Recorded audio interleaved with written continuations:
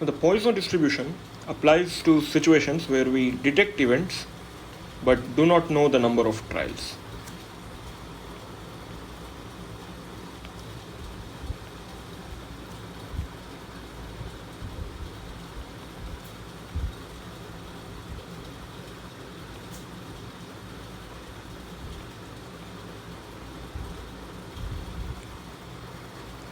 So, one example is a radioactive source where we detect the decays but do not detect the non-decays.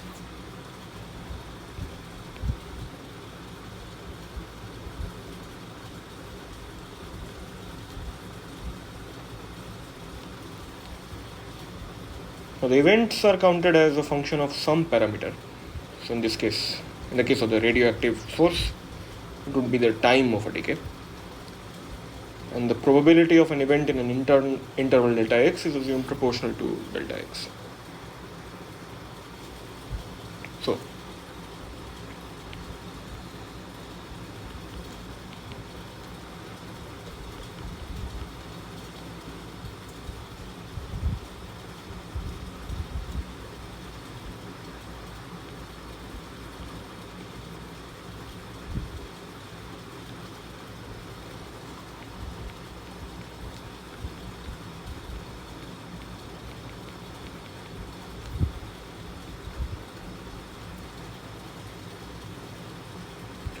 now if you make delta x small,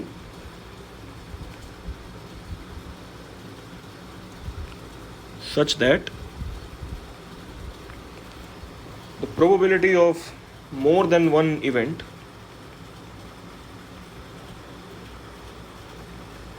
in the interval is negligible, and we consider n such intervals.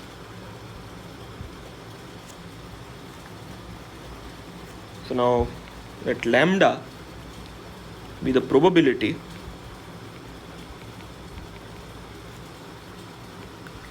of an event in the total interval n delta x. And we assume that lambda is not a function of x. So then the probability of an event in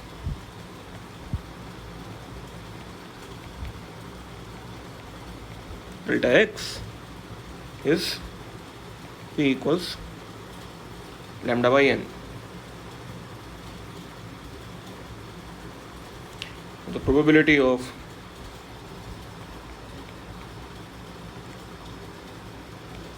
r events in the total interval,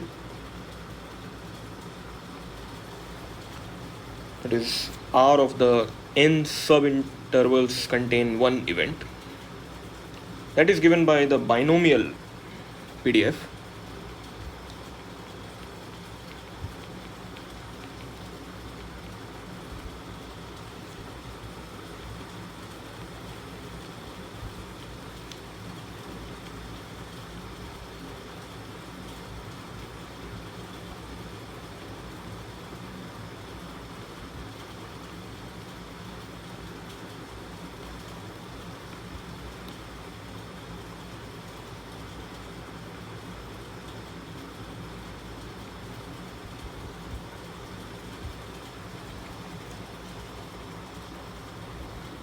Now we'll make some approximations.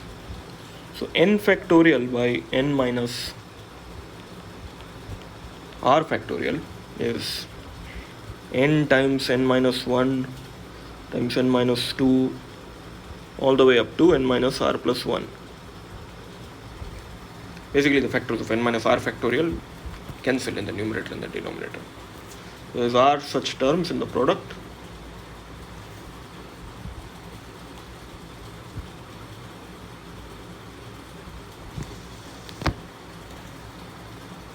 Now this can be approximated as n to the power r, because n is much larger than r.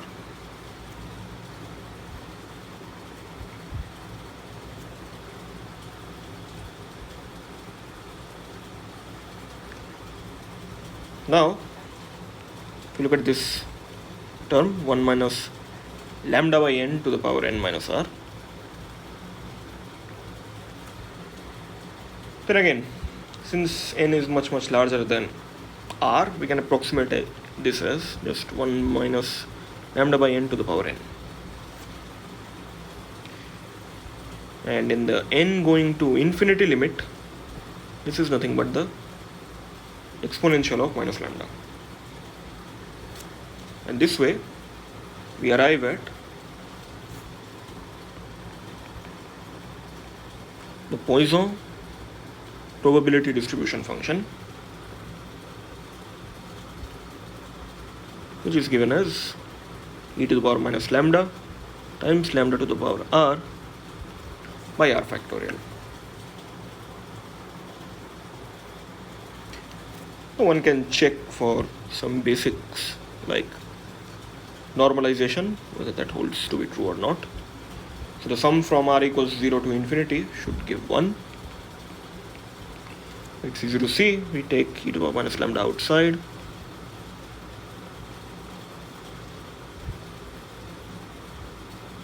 The sum over lambda to the power r by r factorial is nothing but e to the power lambda. So this indeed gives 1. If we want to compute the mean,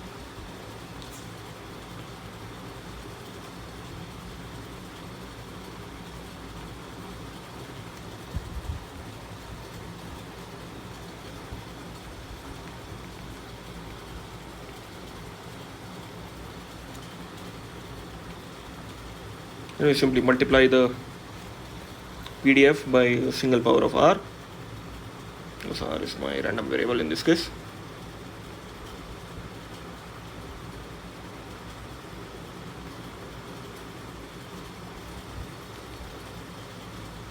We will take 1 power of lambda outside along with the exponential. So the summation now changes from, the lower limit of the summation changes from 0 to 1. And we have cancelled a factor of r in the numerator with a power of r in the denominator. So once again, we'll define a new variable, r prime equals r minus 1, which basically allows us to write the mean as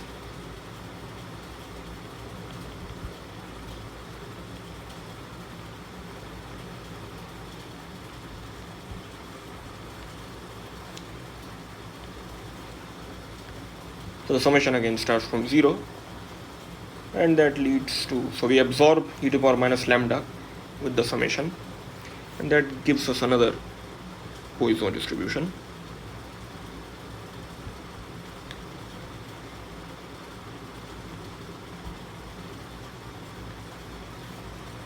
And because of the normalization, the summation gives 1, so mu comes out to be equal to lambda.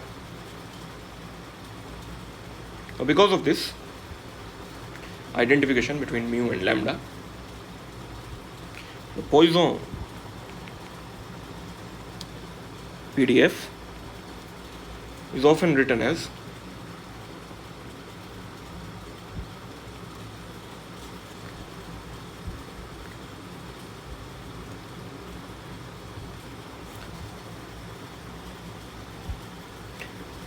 so basically by replacing lambda by mu in the expression for the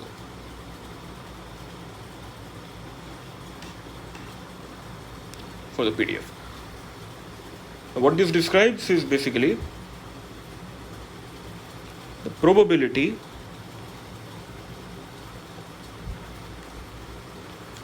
of getting R events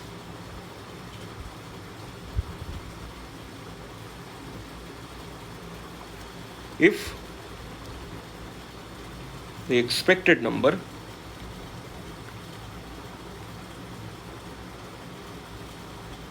or the mean is mu. As an exercise, one can also show the variance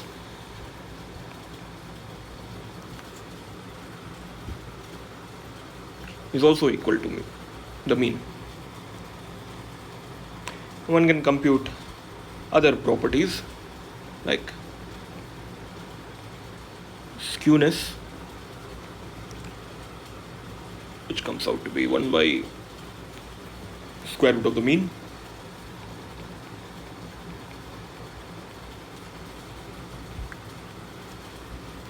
Kurtosis, which simply comes out to be 1 by mu.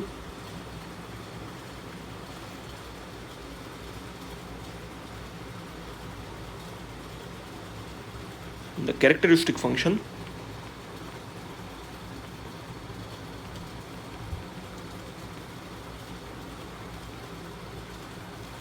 which is just given as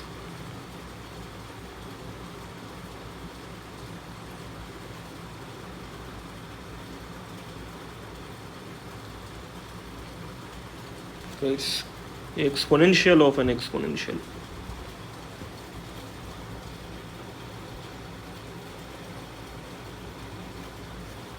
Additionally, there is also a recurrence formula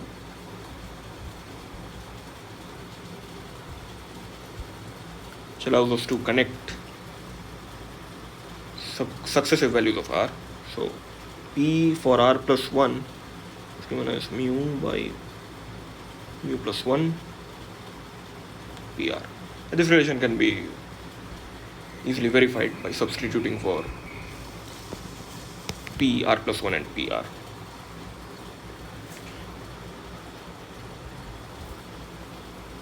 Next, let us explore if the Poisson PDF displays the reproductive property.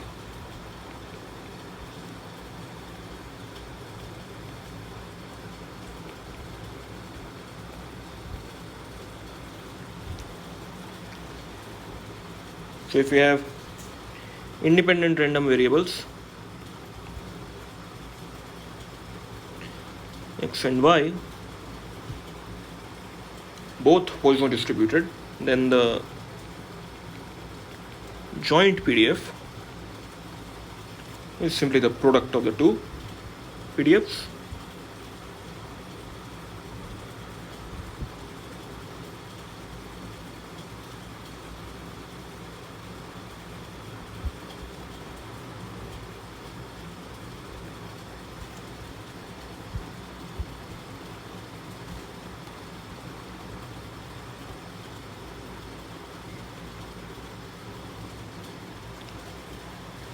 So once again, to find the PDF of x plus y, we introduce change of variables,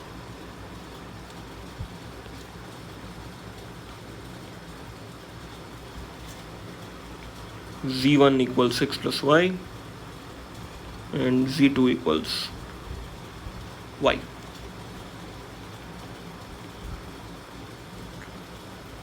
Which basically also allows us to write the inverse relation, expressing x as z1 minus z2 and y as simply z2. And the joint PDF of the new variables is given as this g of z1 z2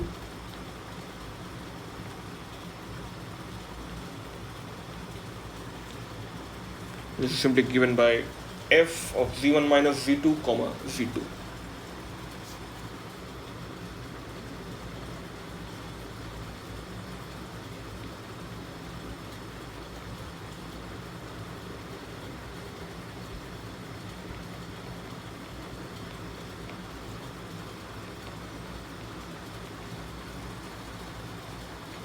So using this joint PDF, we can calculate the marginal PDF for z1.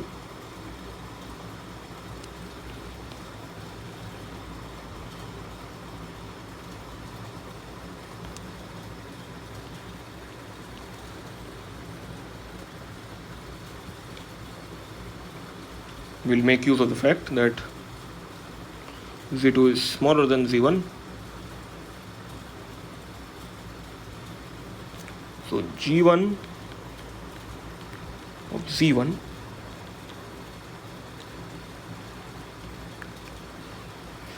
so the sum will go from z2 equals 0 to z1. not all the way to infinity.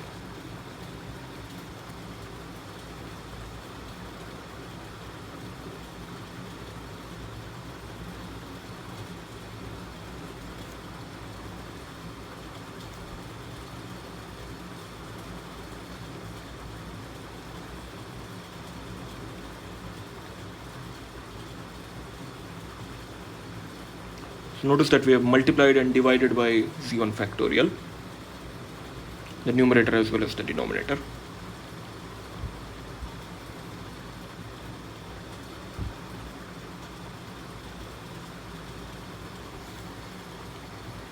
Now this whole term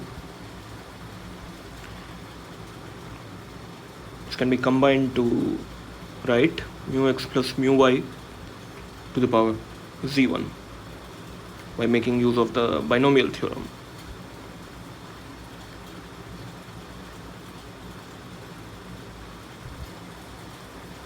So therefore, we can ultimately write the marginal PDF for z1 as mu x plus mu y times the exponential of minus of mu x plus mu y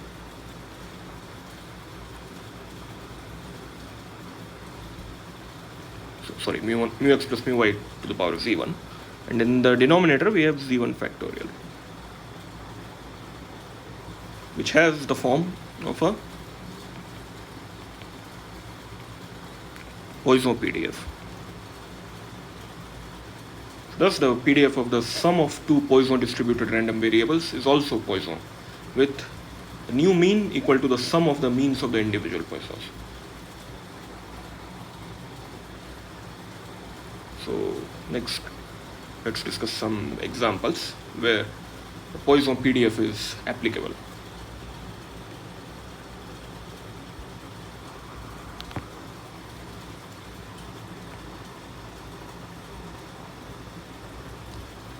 So the Poisson PDF is applicable when the events are independent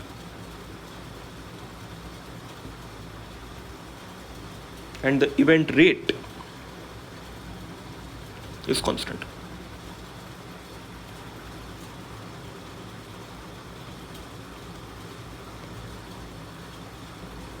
So recall, it's this event rate which we had earlier denoted by lambda and then identified to be the mean, mu.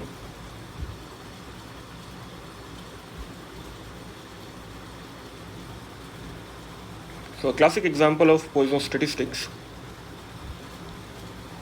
is the distribution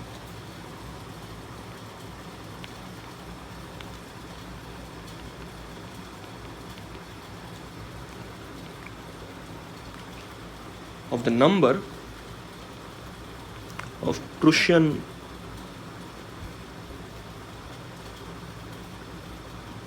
cavalry soldiers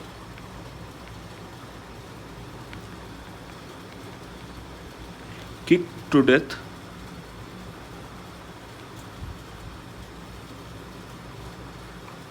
by horses. So in 10 different cavalry corps,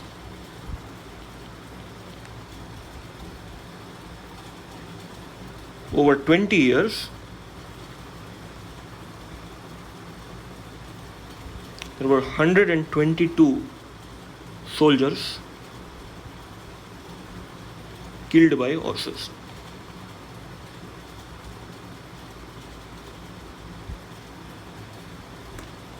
So the average is basically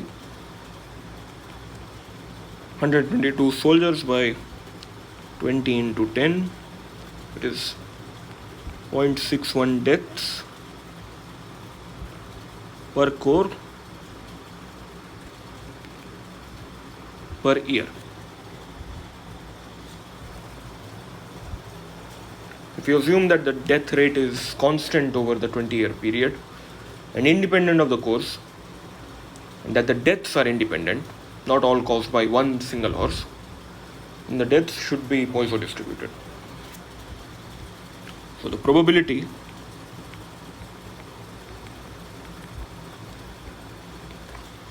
of k deaths in one particular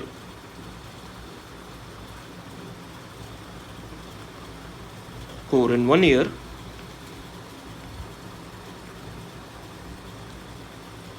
is described by pk mu. Since the mean of p is mu, we take the experimental average as an estimate of mu. So the distribution should be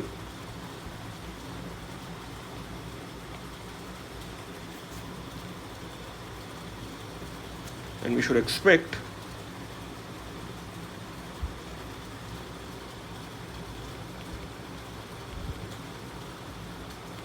(200) times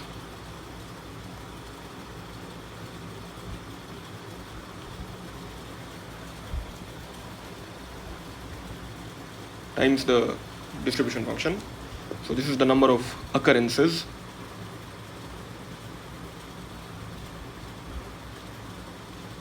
of k deaths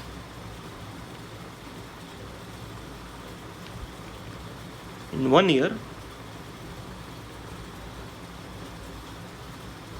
in one core.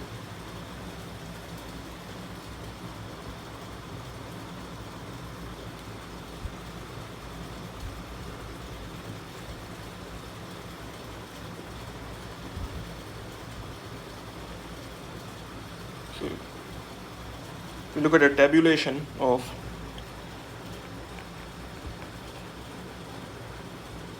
number of deaths in one core in 1 year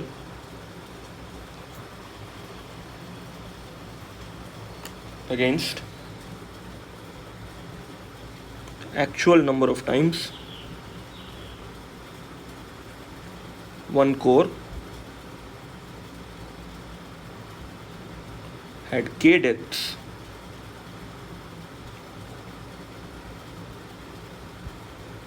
in 1 year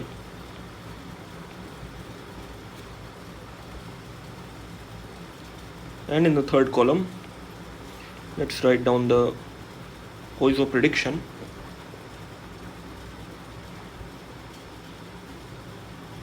which we expect to come out as 200 times pk of 0.61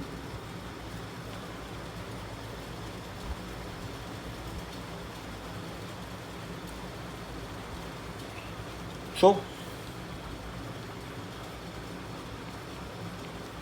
let's tabulate the number of deaths in one core in 1 year from 0 all the way up to 5. The number of times one core had corresponding number of deaths in a year. So this is the data.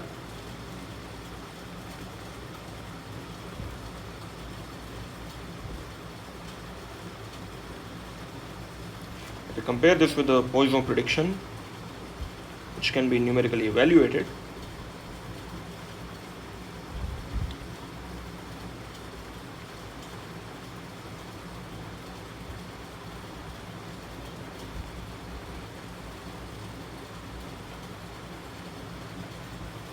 if we sum these up,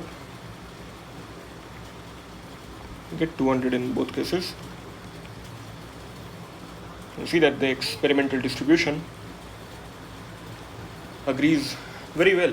So there is a good agreement. It's not an exact agreement, but it's a good agreement between the experimental distribution and the Poisson PDF.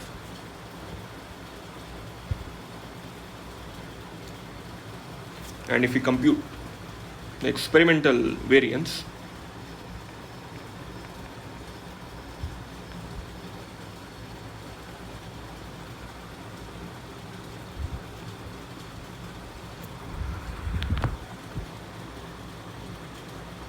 which can be estimated as 1 by n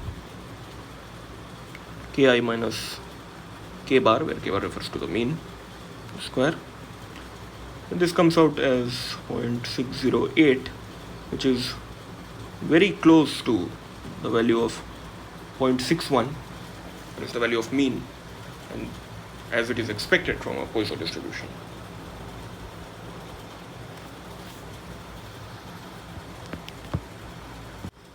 Now, if we examine the case of radioactive decays in some detail,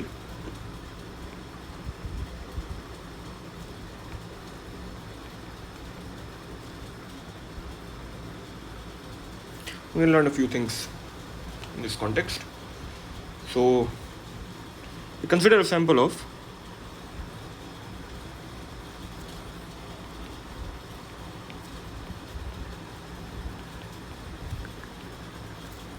n radioactive atoms.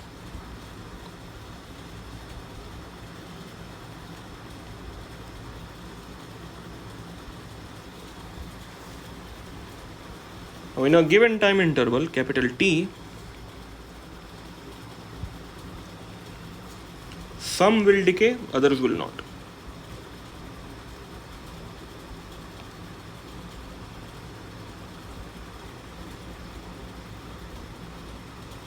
So there are two possibilities between which the n atoms are divided.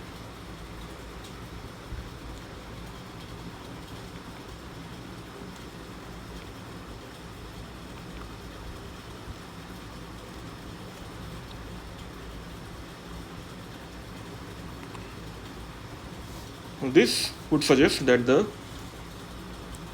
appropriate PDF is binomial.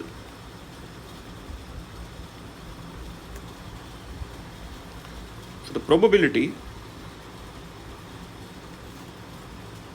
that R atoms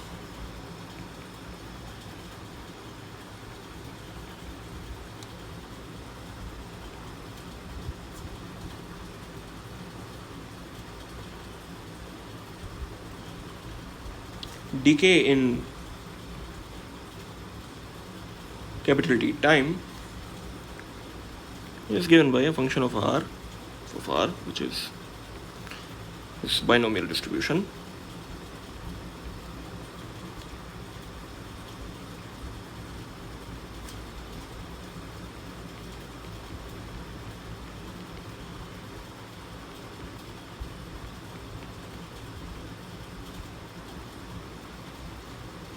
Where P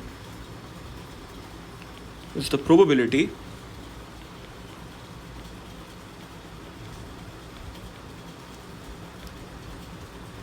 for one atom to decay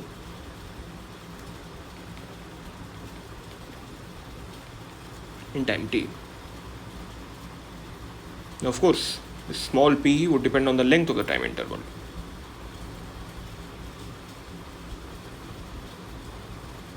And the time interval after that, n will be less, but the value of p will remain the same. But for large n, with small p, n is much larger than r, is the number of atoms that decay. And the change in n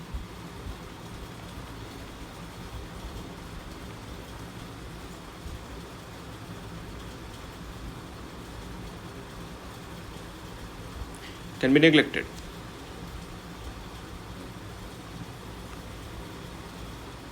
So this basically allows us to write this n factorial by n minus r factorial, which is n times n minus 1 all the way up to n minus r plus 1. So we can approximate this as n to the power r. Similarly, 1 minus p to the power n minus r, which is 1 minus p times n minus r plus e square by 2 factorial n minus r, n minus r minus 1, so on.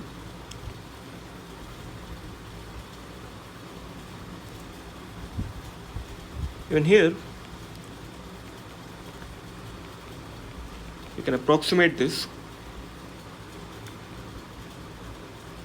by writing all the other powers of or the factors of n minus r minus k, we approximate them as just n minus r.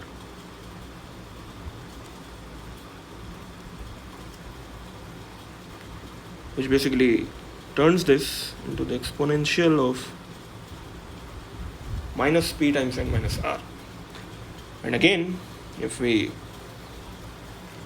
impose the criteria that n is much larger than r, we can neglect r and rewrite this as e to the power minus pn.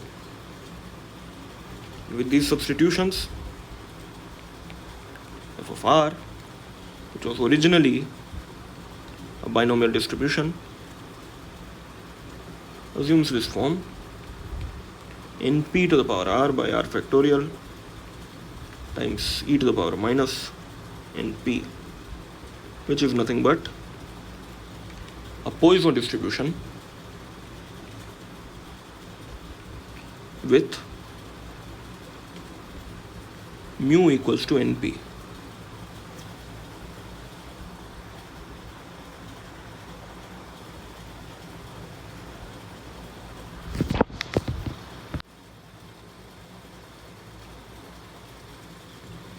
Now, if we examine this a bit further, the probability that one atom decays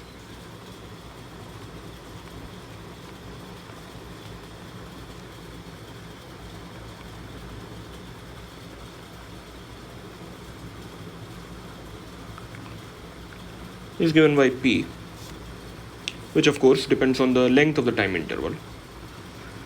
Now, if instead of capital T we consider an infinitesimal time interval, then say that p depends on this dt. R, which is the number of atoms that decay, is nothing but the current value of minus of dn dt, that is the change, rate of change in the number of atoms.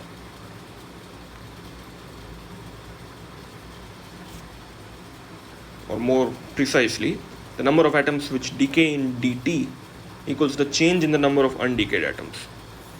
So if we compute this expectation value of dn dt, this is minus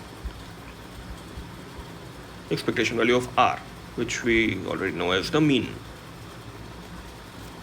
If we interchange the order of differentiation and the integration of the expectation operator, and that would allow us to write d dt of expectation value of n is minus np.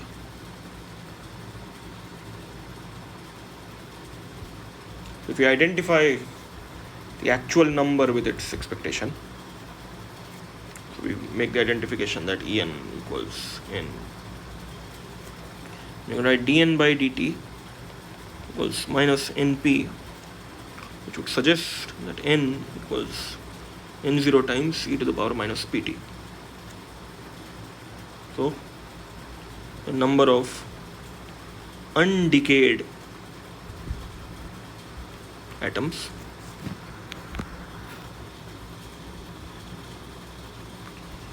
falls exponentially.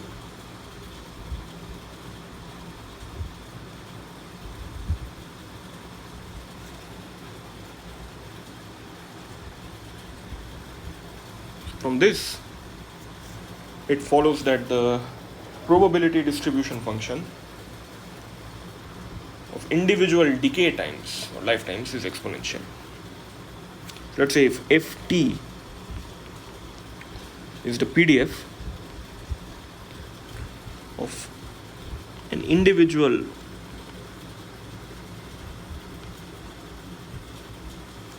atom to decay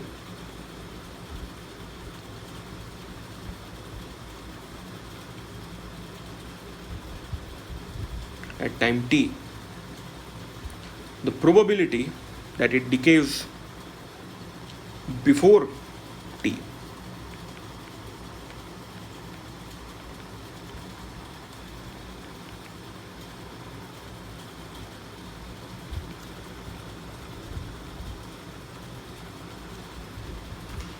is given as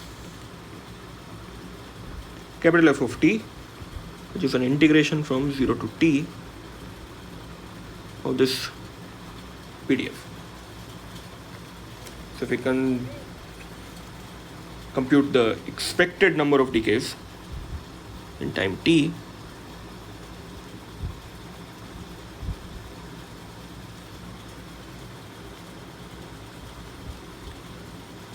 so n0 was the initial number of undecayed atoms.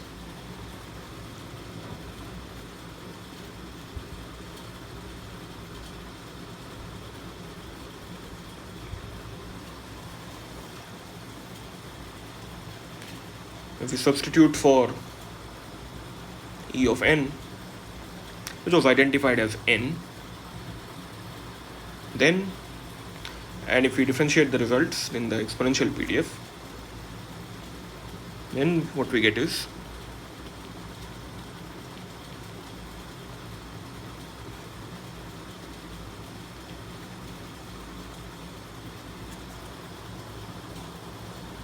this is the form for the exponential probability distribution function, which gives the probability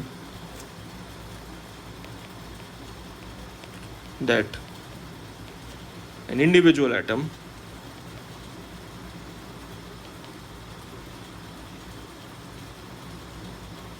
will decay in time t.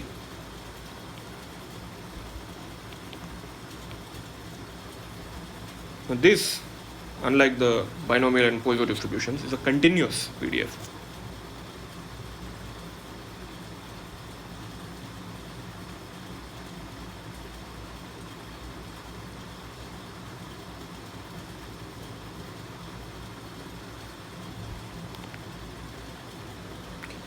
So some of its properties.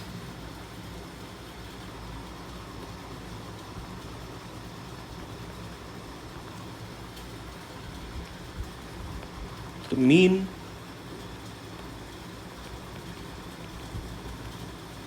is nothing but T0. The variance is T0 square. Gamma 1 and gamma 2 come out as numbers. The characteristic function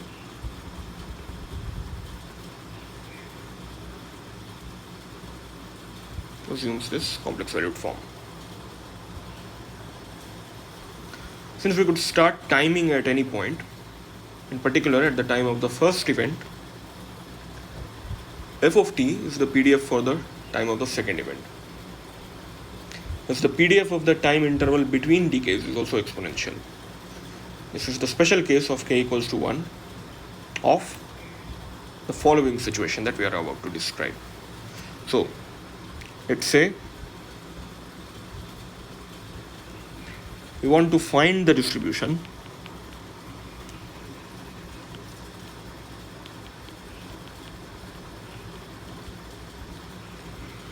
of the time t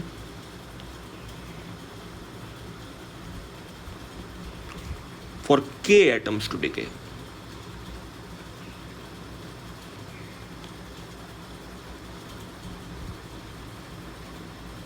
The random variable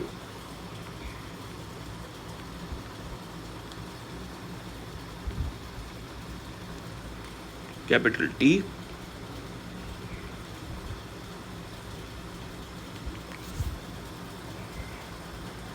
is the sum over Ti, where I goes from 1 to k. It's the sum of time intervals between k successive atoms.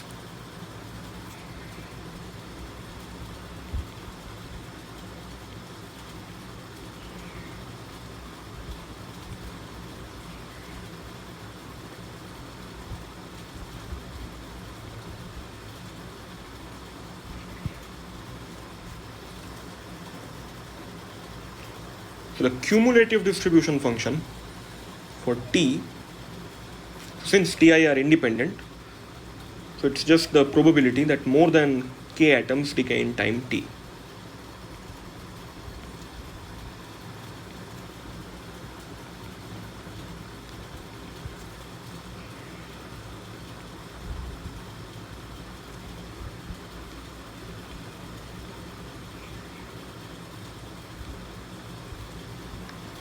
since the decays are Poisson distributed, the probability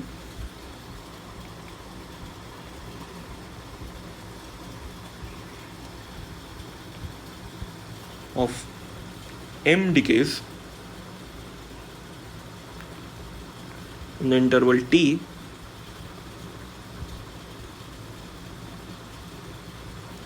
is given as P of m is lambda t to the power m to the power minus lambda t by m factorial. So where lambda is identified as 1 by t0, and t0 is the mean lifetime of an atom.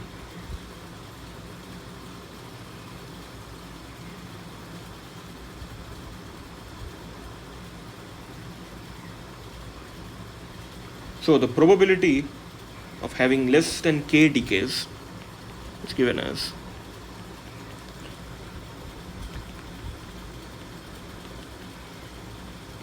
so we will basically sum from 0 up to k minus 1.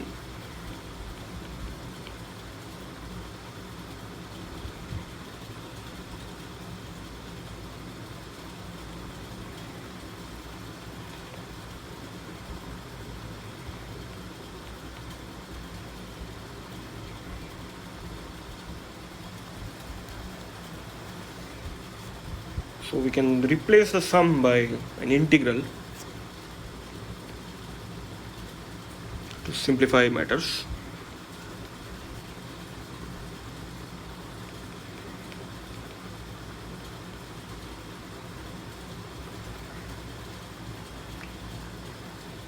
And here basically lambda t has been replaced by z.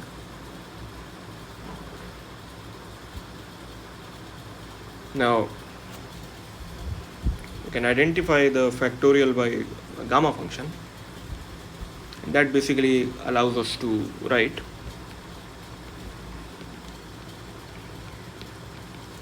the CDF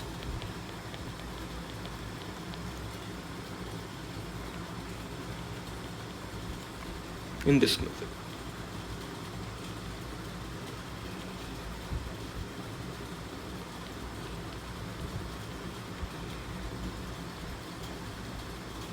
We change variables again. We define y as z by lambda. So f of t becomes integration from 0 to t lambda k y to the power k minus 1 to the power minus lambda y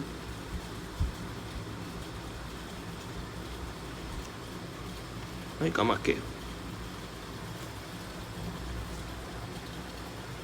So then the probability distribution function is obtained by differentiating the cumulative distribution function. So the random variable is t, and k and lambda are the parameters.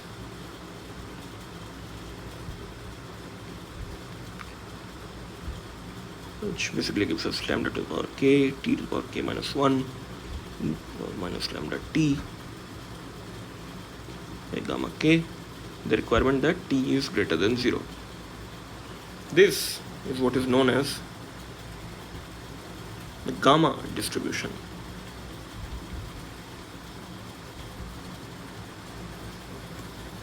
And some of its properties.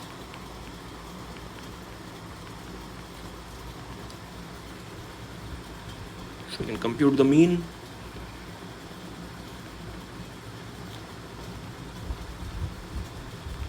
the variance,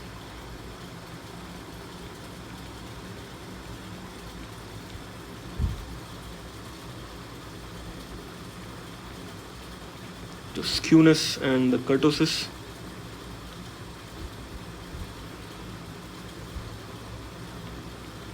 and finally the characteristic function.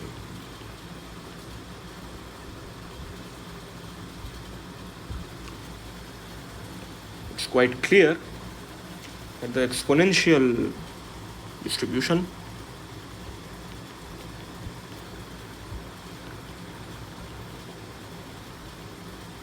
rewritten in terms of lambda instead of T0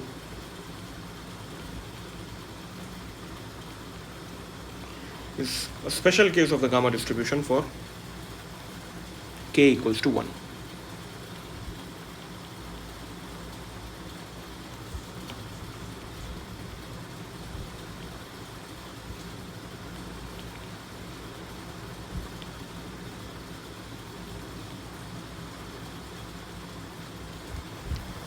Now one must also note that even though in the derivation we treated k as an integer, the gamma distribution is more general and k doesn't have to be an integer.